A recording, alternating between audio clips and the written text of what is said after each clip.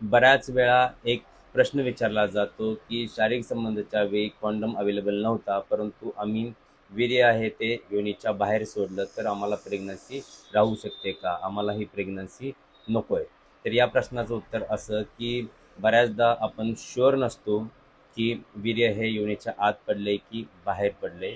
याचबरोबर आणखी एक गोष्ट मी सांगू इच्छितो की वीर्यपतन होण्याच्या पूर्वी शरीरातून एक पातळ द्रव बाहेर पडतो. त्या द्रवामध्ये सुद्धा ॲक्टिव्ह स्पर्म असण्याची शक्यता नाकारता येत नाही. त्यामुळे तुम्ही जर शुअर नसाल आणि ते आतमध्ये पडले का बाहेर पडले तर प्रेग्नन्सी राहण्याची शक्यता नाकारता येत नाही. त्यामुळे तुम्हाला मी एक सल्ला असा देईल की तुम्ही कॉन्डोमचा वापर अवश्य करावा. आणखी एक गोष्ट मी तुम्हाला सांगू इच्छितो की असेही काही दिवस असतात की त्या दिवसांमध्ये शारीरिक संबंध आले आणि वीर्यपतन हे योनीच्या आत जरी झालं तरी देखील प्रेग्नन्सी राहत नाही. असे कोणते दिवस असतात?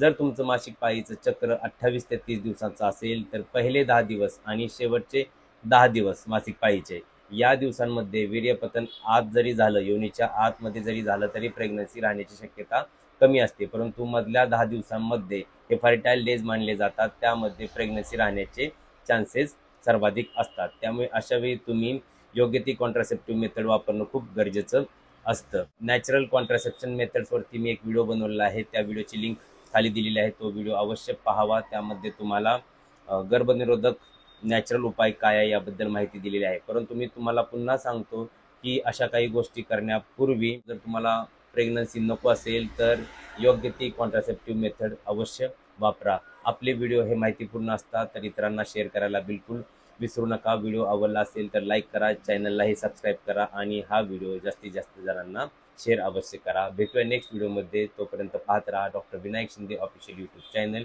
थँक्यू, टेक केअर आणि बाय बाय.